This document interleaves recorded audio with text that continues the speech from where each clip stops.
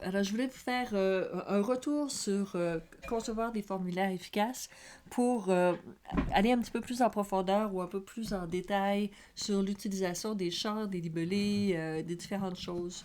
Puis, à partir encore du même document créé par Ucentric, on va regarder ça. Alors, formulaire, on a dit, c'est un espace de saisie oui, qui peut avoir différentes zones ou des champs. Il peut saisir du texte, il peut cocher des cases, effectuer un choix dans une liste prédéfinie, appuyer sur des boutons, etc. Ces zones de saisie assurent l'interactivité entre l'utilisateur, l'ordinateur, le serveur, mais en fait, c'est comme une conversation avec l'entreprise à travers l'interface. Anatomie d'un formulaire. Bon, des instructions, c'est l'explication, l'argumentaire pour mettre les utilisateurs en contexte, susciter leur motivation à compléter le formulaire. Ça peut être aussi un petit peu d'information sur pourquoi on vous demande telle information. Dans les sections d'un formulaire, c'est souvent les formulaires sont divisés en sections qui regroupent des informations reliées au même sujet. Puis comme ça, c'est plus digeste. Ce qu'on appelle le libellé, c'est la petite question qui est posée comme email, confirm email, tout ça. C'est la petite question qui est posée à l'utilisateur pour qu'il sache quoi remplir dans le champ. Objet d'interaction, par exemple des champs, des cases à cocher, n'importe quoi qu'il y a sur le formulaire, puis avec lequel on a une interaction. T'sais. Puis l'action, c'est la validation de l'envoi de réponse, élément d'une interface qui permet d'envoyer une commande, lancer une action. Alors ça va être souvent, ça va être lié à des boutons, ces choses-là. Ici, encore quatre autres mots fort importants qu'on utilise tout le temps. Les champs, c'est des espaces rectangulaires dans lesquels on écrit ou qu'ils soient remplis ou pas. Le libellé, on a dit, c'est euh, comme first name, ça c'est un libellé. Jane, ça serait un exemple, ça serait une instruction de guidage en fait.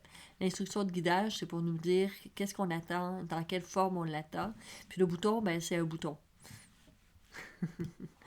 L'anatomie d'un formulaire, encore une fois, on se dit, il n'y a personne qui veut avoir des formulaires hyper longs. Ça, imaginez, essayer de commander une carte sur votre cellulaire. En tout cas, c'est épouvantable. Lorsque c'est possible, demandez juste ce qui est nécessaire et prioritaire. Puis, au besoin, fragmenter le formulaire en différentes étapes, différentes sections, et puis indiquer la progression. Où est-ce qu'on est rendu dans le formulaire? Combien est-ce qu'il y en a qui restent? Alors là, on se lance dans plusieurs diapos où est-ce qu'on va parler des libellés. Ça, c'est parce que c'est vraiment important comment vous allez faire ça. Comment on le ferait naturellement si on le faisait comme on écrit un texte, c'est-à-dire justifié à gauche, ben ça fait que si le libellé est très court, il y a pas mal d'espace entre le champ et puis le libellé. Ou justifié à droite, par-dessus, dedans, dessous. Alors, tout ça, on va le voir parce que il y a des avantages et des désavantages à toutes ces choses-là. Le libellé par-dessus ou carrément dedans, en autant qu'il se déplace, sont les deux choix qui sont préférés. Puis on va en parler. On va vous expliquer pourquoi. Ça ici, ce serait vous expliquer, vous montrer où l'œil se dépose. Alors, quand les libellés est un par-dessus l'autre, ben l'œil continue, ça fait juste descendre, descendre, descendre dans le formulaire. Puis ça a beaucoup plus d'allure. Alors que si est justifié à gauche, on fait des zigzags, puis on peut se perdre, en fait, en chemin. Et puis, c'est assez limitant parce que l'espace qui est ici, si on a un libellé court, on a dit ça faisait beaucoup d'espace, mais si on a un libellé très long, on fait quoi? C'est pas idéal. Donc, parlons du libellé à gauche, encore une fois. Ça, c'est un exemple dans un logiciel où est-ce qu'effectivement, on est un petit peu loin de son but. Puis tout ça, tout cet espace-là est là à cause que le mot transparency est très long. On le voit bien, là, c'est lui qui donne la distance naturelle. Puis bon, ça, c'est pas très visible, mais c'est la même chose. Puis ça nous explique avec de l'oculométrie tout le travail que les gens font pour rester alignés. Parce que oui, c'est plus difficile à lire. c'est pas très adaptable à différentes langues parce que les mots vont changer, vont devenir plus longs, plus courts. Et puis, ça prend de l'espace horizontal. Fait que si on travaille pour le mobile, ben, c'est pas idéal. Donc, un libellé justifié à droite, c'est plus acceptable. Là, au moins, la longueur varie, ça nous importe moins, disons. Mais il y a encore des problèmes de lecture, parce qu'avec des longs libellés, ça peut être long de savoir où on s'en va. C'est, encore une fois, le côté largeur, ça pose un problème pour le multilingue, pour les espaces horizontaux. Et puis, c'est plus difficile quand c'est justifié à droite de commencer la lecture parce que c'est pas aussi simple de trouver le début. Alors, au-dessus des champs, ben, au-dessus des champs, ça va assez bien et c'est plus facile, il y a moins de mouvement des yeux.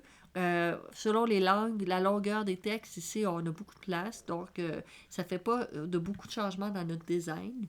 Il y a moins d'espace horizontal, mais ben, évidemment, si on en prend moins à l'horizontale, on en prend plus à la verticale. Alors ici, on a un exemple presque visible, je m'excuse, des libellés par-dessus, qui est en mode portrait et puis en mode adaptatif. Donc ça serait le même Tangerine Bank qu'on voit donc sur un téléphone ou en mode adaptatif plus large, ben, ça s'adapte encore assez bien. Ce qui nous fait penser là, que par-dessus, c'est pas détestable. En dessous du champ, c'est moins fréquent. On s'attend à quelque chose de secondaire en dessous du champ. Puis si on veut le faire comme ça, ben il faut que ça soit clair. Il faut peut-être qu'on donne un exemple. Faut pas... Ici, le problème, même si on voit pas qu'est-ce qui est écrit, là, je m'excuse de la qualité de l'image, c'est que c'est à la même distance d'en haut et d'en bas, donc on sait pas où on doit remplir ces informations-là. C'est assez mélangeant. Fait que... ouais, si on le fait comme ça, il faut passer un interligne, il faut donner de l'espace, donc ça va prendre plus d'espace vertical. Libellé à l'intérieur, ça c'est intéressant. C'est très intéressant parce que à l'intérieur, alors quand c'est tout nu, ça va être, on va nous dire qu'est-ce qu'on rentre, qu'est-ce qu'on doit rentrer. Évidemment, tous mes exemples, là, c'est comme un profil, mais je veux dire, il y a beaucoup d'autres choses qu'on peut rentrer dans le formulaire, là. Le problème, c'est que, et puis ça optimise l'espace horizontal, vertical. Le problème, le défaut de tout ça, s'il y en a un, c'est que quand on commence à taper, ben là, on peut effacer le libellé, puis on peut possiblement oublier qu'est-ce qu'on était supposé d'écrire. Est-ce que c'est le nom? Est-ce que c'est le nom de famille? Est-ce que c'est le prénom? Est-ce qu'il y a un ordre? Fait que quand on écrit le libellé dans les champs, il faut s'assurer de ne pas faire disparaître le libellé. Donc, comme cet exemple-là. Donc, si le mot name était dans le milieu, alors quand John Wick écrit son nom, name se tasse, monte vers le haut. Et puis il sait encore à quoi s'attendre. Après ça, les questions qu'on se pose pour pouvoir déterminer le design de nos champs, c'est qu'est-ce qui est le plus naturel de taper la réponse plutôt que de sélectionner un item dans la liste? Alors, lequel des deux est le plus naturel? Est-ce que les réponses peuvent facilement causer des erreurs de frappe? Si les réponses sont compliquées ou longues, est-ce qu'on devrait offrir alors euh, une liste? Comment éviter, voire même limiter les erreurs de saisie des données? Combien est-ce qu'il y a d'options dans les réponses? Est-ce que l'utilisateur peut choisir plus d'une seule option? Est-ce que le fait de voir les réponses possibles peut aider l'utilisateur à mieux comprendre la question posée? Comment éviter d'offrir trop de champs de saisie pour la mobilité? Parce que nos téléphones intelligents ont des limites certaines. Alors, la gestion des erreurs. Fait que ça aussi, ça fait partie de qu'est-ce qu'on fait avec un libellé. Donc, alors, permettre aux usagers donc, de localiser l'erreur, de la comprendre, de la résoudre, sont des éléments clés de la conception de formulaire. Donc là, ici, c'est quoi l'erreur? On demande veuillez entrer votre nom, veuillez entrer votre prénom, veuillez entrer un nombre compris entre 20 et 80, parce que c'est les gens à qui on s'adresse. Après ça, gestion des erreurs, les 4 règles de base. Indiquer qu'une erreur est survenue, quelque part, mais il faut l'indiquer là où elle est. Ne pas être discret dans la façon d'indiquer l'erreur, mais pas alarmiste non plus, pas que ça a l'air là, épouvantable. Montrez l'endroit exact, c'est-à-dire le champ où l'erreur s'est produite. Montrez le message dans le contexte même du formulaire. Évitez les pop-up. Donc, ce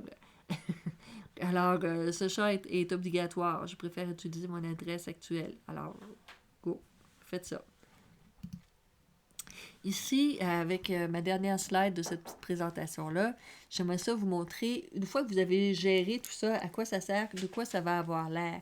Bien, c'est que quand vous allez préparer votre site, que ce soit pour notre projet en classe ou pour le prochain site que vous allez faire, vous allez avoir à donner au programmeur une espèce de guide visuel pour montrer toutes les manières de faire vos champs.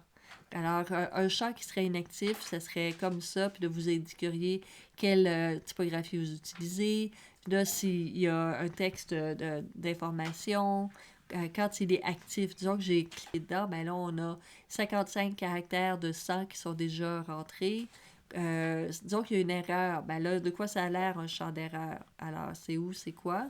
Et puis, avec le message d'erreur dont on parlait tantôt, c'est-à-dire, s'il vous plaît, écrivez votre nom tout au long. Donc, la version focus, c'est quand on est en train d'écrire dedans. Donc, ça change de couleur pour dire c'est actif, on est dedans dans le moment. Ça a été activé au passé, ça c'est actif, on est dedans. Ça, c'est quand on fait juste passer la souris. Qu'est-ce qui se passe? Ah, la bordure rehausse. Dans le cas de ce design-ci, le designer a décidé de mettre en noir un peu plus foncé, pas en bleu, pas en vert. Puis c'est très discret et agréable. Puis ça ici, on n'a pas, il n'y a pas accès. Alors, c'est désactivé. On n'a pas accès, on ne peut pas taper là-dedans. Toutes ces choses-là sont... Alors je vous montrais des slides et des slides de quoi faire, des exemples. Là où on s'en va avec ça, c'est que vous allez faire une collection de ces champs-là éventuellement pour qu'ils fonctionnent ensemble, que visuellement ils marchent, ils sont cohérents. Et puis pour aussi que le message soit clair de lequel est lequel est lequel. Alors voilà, on a bien hâte de voir vos formulaires. Merci beaucoup.